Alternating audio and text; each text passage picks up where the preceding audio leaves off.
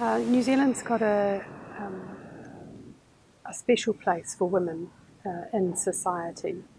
It was in 1893 that New Zealand became the first country in the world to grant women the vote.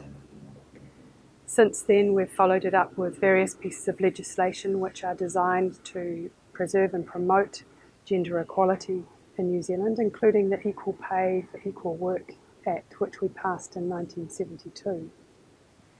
Today in New Zealand, the Governor-General, the representative of Her Majesty the Queen in New Zealand, is a woman, our Deputy Prime Minister is a woman, and our Chief Justice is a woman.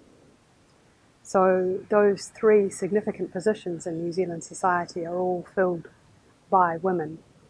Here in our High Commission in New Delhi, all of the heads of the government agencies which are represented here, Ministry of Foreign Affairs and Trade, Education New Zealand, New Zealand Trade and Enterprise, and Immigration New Zealand, are all led by New Zealand women diplomats. Gender equality is something that, even though we have a very good framework in place in New Zealand, something that we always need to work on. And we have situations where women petition to say that they feel that they're not getting equal pay for equal work, and we had a case recently that went through the New Zealand courts for women who are working in the care of aged people or care of people who were infirm, and they felt that that sector was not being adequately rewarded, in part because it was a sector that was dominated by women workers. I'm pleased to say that that case went through the courts in New Zealand, and that the women were, the courts found in favour of the women, and there's now been mechanisms put in place to remedy that situation. But on the whole in New Zealand, we're one of the top ranked countries in the world for gender equality and pay equity, and the pay gap is one of the smallest in the world today. Personally, I've not experienced any discrimination as a woman in the New Zealand Foreign Service. I've had opportunities for 4 fabulous postings overseas. The first to New Zealand's embassy in France, the second to the New Zealand High Commission in Fiji, where I got my first taste of Indian culture.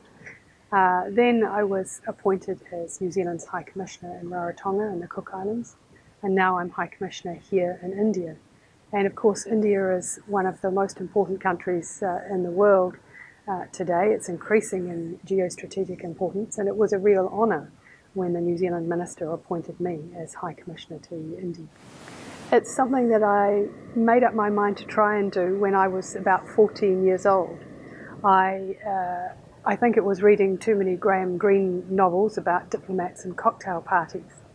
But at that time, 14, I was also very interested in languages. So I studied French and German, and then later economics, and that was the combination that the New Zealand Foreign Service was looking for at the time when I was going to university.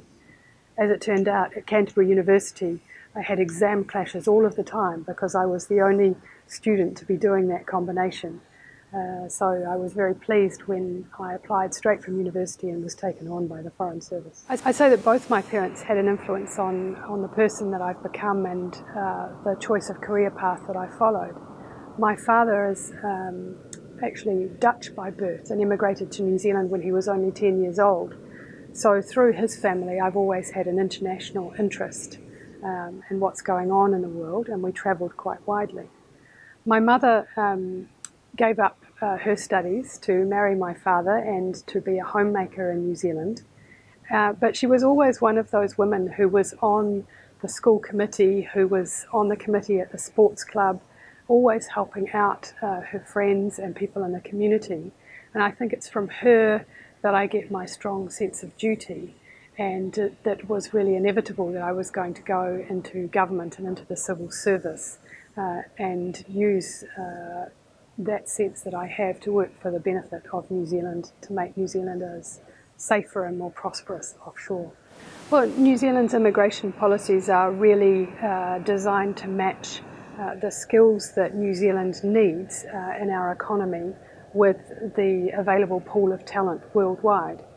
New Zealand's a very merit-based society. It's your abilities that will ensure that you're able to come to New Zealand and succeed in New Zealand when you get there. So while we offer scholarships for students, they're for both girls and boys, for men and for women. And it's your abilities which allow you to succeed in New Zealand. Women's empowerment for me is about setting the right framework so that women can succeed without any barriers because of their gender or the other things that women have to do in their lives, whether it's being a mother or a wife or a sister or a daughter.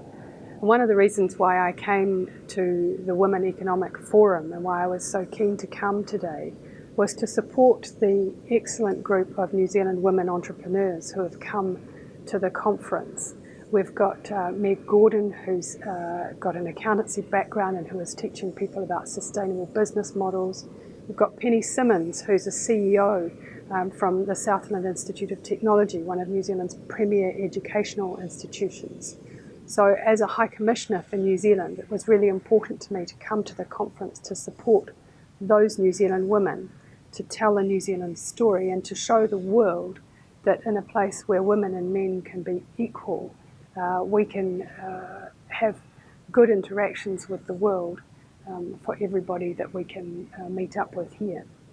New Zealand is really proud of its Indigenous culture, of the Maori culture, and for me as a New Zealand diplomat, it's one of the ways that New Zealand can show its uniqueness to the world. Culture is a really important way of helping two countries to understand each other. If you start to explore and see another country's culture, then you can start to understand that country, and it makes it easier to build relationships and work together. So the New Zealand High Commission has started a program of cultural diplomacy, if you want to call it that.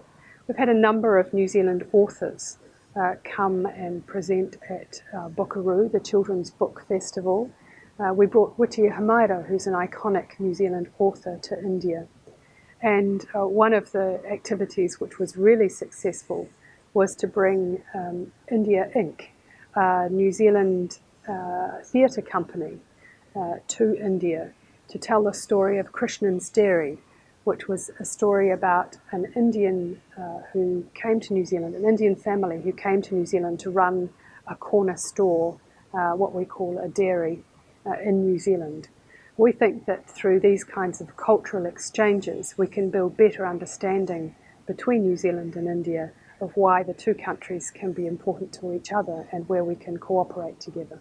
When I think about Shakti, I think about the things that women can do that men can't do. Being mothers, being the nurturers in the family. That's not to say that men can't do it, but it's the feminine quality in them, the Shakti quality, which allows them to be nurturers. In our household, we have a little bit of a role reversal from your traditional male-female roles. I am the New Zealand High Commissioner. I go to work every day. My husband, for the last 10 years, has been the primary homemaker. He looks after our 3 children at home, and I couldn't do what I do without him. But there are some things that as a mother you just have to do. Last night when my youngest daughter lost a tooth, she came to my bedside at 4 a.m. and said, Mummy, the tooth fairy hasn't come. And I went, oh no. But of course my husband, brilliant man that he is, had done the necessary and made sure that the tooth fairy had visited my daughter. So at 4 a.m, yes, she came to my bedside and I settled her down and got her back to sleep and said, it's all right, the tooth fairy has been. But it was my husband who made sure that the tooth fairy had come to visit. So women and men together need to work together. I would like the world to be a place where it doesn't matter what colour you are, what race you are, what gender you are, what your sexual orientation is, that everybody should be judged on their merits, on who they are as a person, what their skills are, what their abilities are. and that's the only thing that should matter.